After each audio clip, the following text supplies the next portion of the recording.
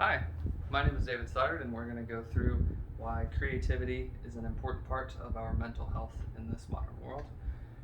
First off, we're going to talk about some problems and some issues, people that may oppose that statement or believe that creativity is actually detrimental to our mental health nowadays. We'll then talk about the positive effects and the benefits of being creative on mental health based on tests and research that people have done. We'll then go through some recommendations or some suggestions for you guys to try, just some creative options for you to be a little more creative if you're not already like that. Then I'll share one of my brief experiences with this topic and how being creative has actually helped my mental stability. So first off, the problems or the opposition to the statement. People believe, oh, I'm just not creative, it's just not for me, I can't draw, I can't sing, whatever they say. That might be true for now, but that's a measure of skill and not necessarily actually creativity. So being creative is kind of an individual thing, right? If you like to draw but aren't good at it, that's okay, especially when you're just starting. But obviously, many people who are really, really good at what they do still end up suffering from the side effects of, mental health issues and anxiety, depression, things like that. Just for some examples, Chris Cornell, Vincent van Gogh, Chester Bennington, and Tech Nine, all of those people were really famous artists, either musicians or obviously Vincent van Gogh was a painter, but they all ended up committing suicide regardless of how successful they were with their creative attempts. So this isn't necessarily a fail-safe, but it is certainly beneficial to our creativity or to our mental health. That correlation, a lot of artists, a lot of famous people that do still commit suicide lead people to say, well, obviously there's a correlation there, but that doesn't necessarily prove causation.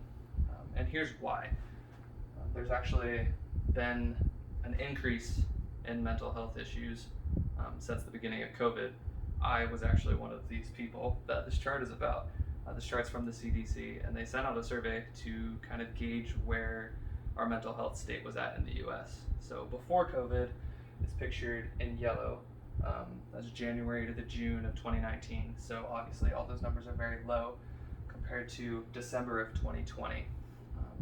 Just in that short period of time, the mental health issues of anxiety and depressive disorders quintupled. So they multiplied by 5, which is insane that happened in just a year.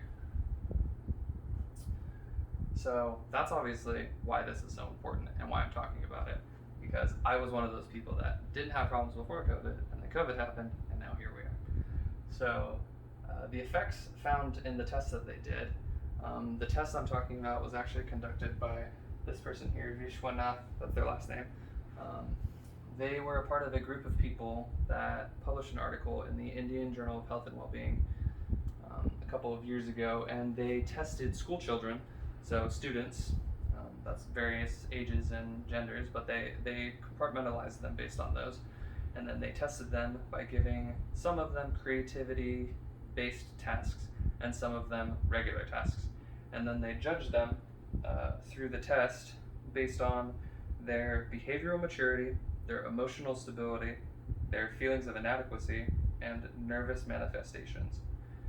So those are obviously all mental issues. So they tested them, and on the test they found people that were more creative or had an inclination to being creative did better on average than all of the other kids that were not creative or didn't have those opportunities. So in addition to that, people feel happier when they're creative. That's based on your oxytocin levels, which is a chemical in your brain that is connected to our happiness. People feel reduced stress. That's based on cortisol levels. Those are tied heavily to our stress issues, and that's physical and mental. So exercising, things like that also cause cortisol. You can also experience what's being called flow state, or being in the zone, as a lot of people call it. That's when you're giving your optimal attention to something and you're really focused on what you're doing. And that's a great feeling, And it's a really common one when you're being creative because you really are trying to focus on what you're doing, which is really cool. People experience better problem solving skills, so finding different or more efficient ways to solve a problem that's a little more flexible than their counterparts were thinking, or improved cognition, so just being able to think quicker, think on your feet. All of these are based on the tests that these people have done and are great effects. I know I want all of those for myself. Improved self-trust, self-esteem. That's basically the relationship that you have with yourself being a more positive relationship rather than a negative one. So just as a couple recommendations for you all to have options open to you, there's coloring, drawing, sketching, painting, making music, listening to music, mastering music, writing lyrics, creative writing, like novels. That's how we get stuff like Harry Potter, Lord of the Rings. You could make a blog about EDM maybe. All of these things are really creative pursuits that you can do that will boost your mental health, your mental stability. And this is basically how it worked for me. I didn't really have issues with anxiety or depression pre-COVID, and then COVID happened, and obviously, work isn't as common, school, you're now distance learning, and that's new and exciting and weird.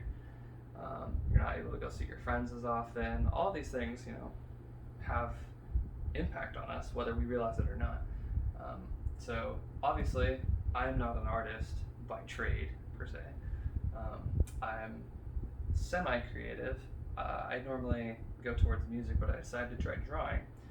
And I felt that all of these conveyed different emotions. So this was the most recent one, and it's kind of scattered and all over the place, and she looks kind of sad. That's obviously kind of where we're at. This one was a long time ago, pre-COVID, so this is before I had any problems.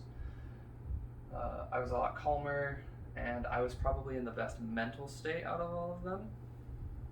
And then this one is what I feel is my best one. This one took the longest. It took like weeks, drawing like an hour a day or something like that. I was the happiest, but I was also the most uncertain. So I didn't really know what I was going to do, but it still helped me have that one thing that I was looking forward to. I'm doing at least this every day, and it made me feel a lot better about having more surety in my life. So with that, I want to invite all of you to go and be creative. Go try something new, a new creative pursuit once a week at least for the next 6 weeks, and see if these benefits don't follow. See if you don't have more mental stability, more happiness just in your own life. And I know that you will. I know I've done it. I felt those things. These are all of the people that I researched and helped me to convey my feelings on this topic. So thank you all for listening, and I hope you have a wonderful rest of your night.